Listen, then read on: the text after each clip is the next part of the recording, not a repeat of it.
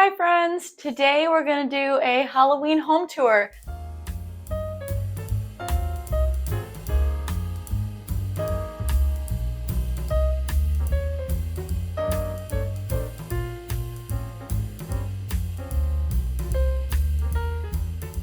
We're starting in the kitchen first, and I want to show you the really cool die cuts that I have. These are vintage Beastal die cuts. I got them at Burley Park Flea Market this summer. They're vintage, but they're actually from the 90s, but they're still super cool, and obviously they're a repro of what they used to look like. I also have some of my favorite groovy ghosts that I just made. If you didn't see that YouTube video, I show how to make them yourself. They're super easy and really adorable. It's a great craft to do by yourself or to do with some kids, but I like to do easy crafts too, and I don't have kids.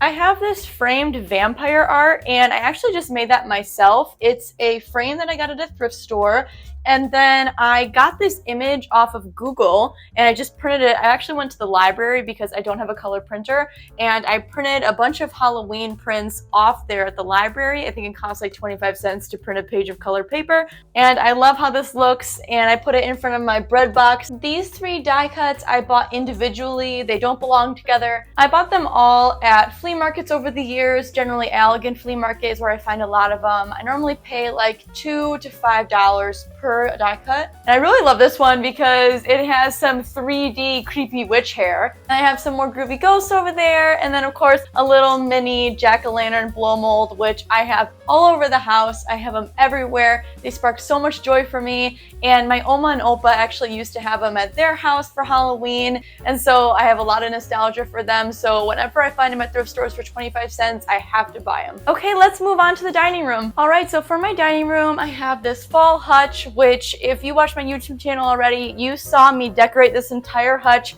So I'm not going to repeat myself and show it again. If you haven't seen that video yet, I do it step by step and show you how I decorate, and I explain all these special pieces that I hold dearly to my heart, so I will link that video. Then I have my 3-tier shelf that I made over myself. I got it at a thrift store and then I repainted it and put wallpaper on it, and if you haven't seen that, then I'll link that blog post. I decorate with it for summer, but then I on purpose chose this color scheme, yellow and orange, so that I could use it for Halloween and fall also. So on here I have this ceramic pumpkin that I got at a thrift store, and then I have a bunch of bottle brush trees that I got at Target. And then if you see these boxes here, you know how I said that I printed off that vampire print at the library? Well, you can also print these super cute Halloween printables. I have it on this big box as well. And you can get these printables in digital packs on Etsy. They're really cheap, and then you get to keep them and print them however much you want. I just take like boxes. This is actually a box that I had for an internet router.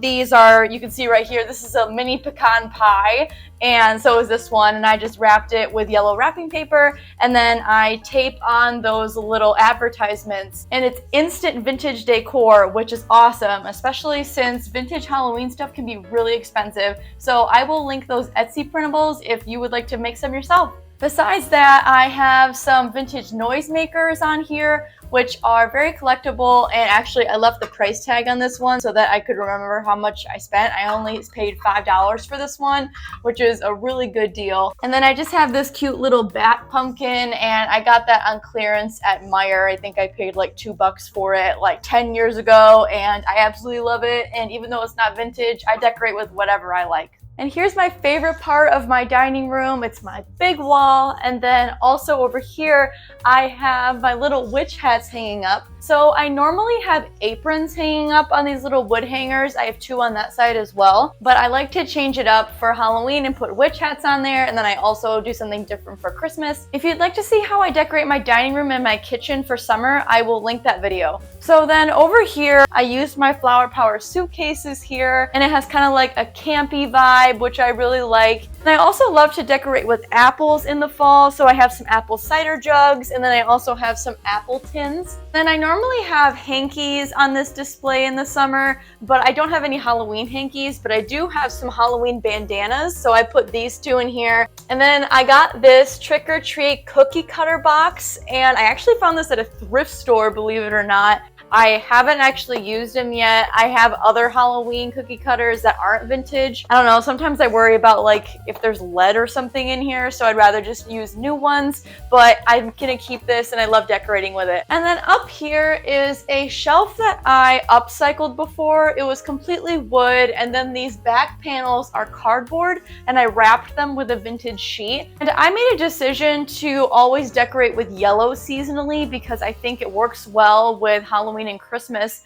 And when I upcycled this and used this fabric, that was before I made that decision. And so this fabric is really, really springy, and I want to make it look less spring-like, so I used some ephemera that I have. And since it's just cardboard, I use thumbtacks and I put that ephemera into it, and then that makes it look a little more appropriate for Halloween and Christmas. Then I have these teeny tiny little pumpkins. I found those at a thrift store in Petoskey. I think they're super cute and really miniature. And then I have this Blendo pitcher. I got it for $5 in an antique store. And if you know how much Blendo stuff is, that's a really good deal. I have a really big Blendo set, which you could see in my kitchen, but I don't have any orange pieces. So when I saw this at an antique store, I was really excited and I really wanted to decorate with it for Halloween. I think it really fits in with the display. In my living room, I have my favorite big green shelf, and it's always a huge challenge to decorate with this for Halloween. This is a vintage sheet that I have, and I picked one that had an orange color scheme.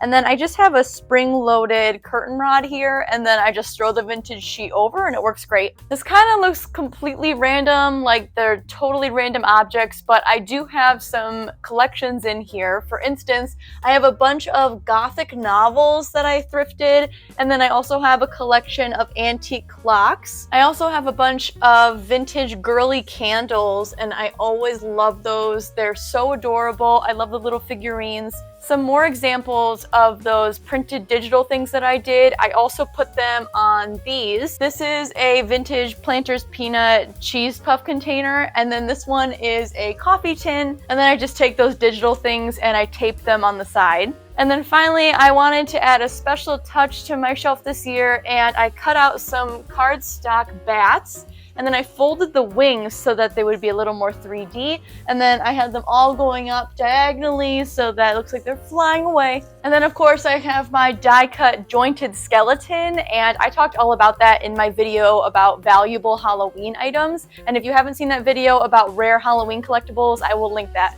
I have quite a few new items in this area. So up at the top of this purple pantry shelf is this black blow mold. It's a giant pumpkin, and it's actually from Target, but I found it at an estate sale. And then these two pumpkins up here, I got at Michael's. I found them on clearance for like $1 a piece, and I had a coupon, so I got them for free. These little black spider webs are little doilies, and I bought a new package of that at Goodwill. And they're meant to go like on a table for a tablescape, like on a dining room, but I took some poster putty and just put them here to make them look like spider webs. Then this is a big Happy Halloween garland that I got at Target. I think that's it for new stuff. Everything else is basically vintage. These are some more die cuts that I have. 2 of them are jointed, which is awesome. And then I've got my creepy Halloween masks. I've got 2. I hope to have a giant collection one day. And then my favorite $5 quilt that I got at a thrift store. It was such a good deal, and I think it was made in the 70s. A lot of it is polyester. Oh yeah, these pillows right here, these are actually from Target, but then you know that like Target will donate their clearance items, so I ended up getting this at a thrift store. Then I have one on that chair that you'll see in a minute, and it says good vibes on it. I got that one on clearance too from Target. And I have my vintage coffee table display. So this tray is from an estate sale. It was a greenhouse that had an estate sale, and I got this tray. I think it used to hold flowers. I knew it would work great for my coffee table. And then this little boo item is meant to hold tea lights, but instead I put these candles and then this billiard ball. And then I also have these vintage test tubes. A lot of companies like Target and Michael's will reproduce test tubes to make them look vintage. So when I actually find real vintage test tubes, I love to buy them. And then speaking of Target, this is from Target, and so is this, and then I filled it with vintage bottles. And here's my pie safe. I think my pie safe is at its most beautiful in the fall when it has all my little blow mold jack-o'-lanterns hanging from the teacup hooks. And then I have my electric fireplace, and again I put some more of those spider doilies on there just to make it a little more spooky. Also, this is a TV antenna, and I know that it's not like aesthetically perfect, but it kind of bothers me whenever on magazines people don't have like antennas or pet food bowls or televisions even. And I mean, like, I live here and I want to watch The Bachelor, so I'm gonna have an antenna on display, and I was gonna take it down for this video, but I just decided to leave it up, so I hope you don't mind. Then I have my Halloween tree, and I just upgraded these to vintage bulbs, and I love how big they are and they make such an impact on my Halloween tree. And then at night I light this whole thing up. I've got these 4 blow molds here. I have some LED candlesticks, and then I have these candlesticks as well that all light up. And then I also have LED tea lights that I put inside here. So it looks really spooky at night, but also is nice and cozy. I have my pink desk, and you wouldn't think that pink would go well with Halloween items, but I really think it makes it pop. And then I have some blow molds on here also that I like to light up to keep with the cozy vibes. And then I have my Halloween ephemera art that I made myself. If you want to see what my living room looks like in the summer, I will link that video. What part of my Halloween house tour was your favorite? Be sure to let me know in the comments. And just like that, Halloween is almost here, and I'm gonna have to tear this whole thing down for Christmas, so be sure to subscribe so that you can see what my vintage Christmas home tour will look like. Thank you so much for coming along with me on this home tour. Bye, friends!